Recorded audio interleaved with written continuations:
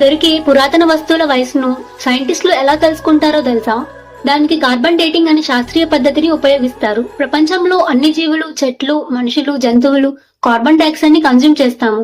కాబట్టి carbon dioxide లో ఉన్న ఆటమ్స్ C14 అనే రేడియో యాక్టివ్ ఆటం కూడా మిక్స్ అయ్యి ఉంటుంది. 1 ట్రిలియన్ CO2 ఆటం కి 1 C14 రేషియోలో ఉంటుంది. ఎగ్జాంపుల్ కి ఒక డైనోసార్ ని తీసుకుంటే అది బతికి ఉన్నన్ని డేస్ కార్బన్ ని కన్జ్యూమ్ చేసి ఉంటుంది.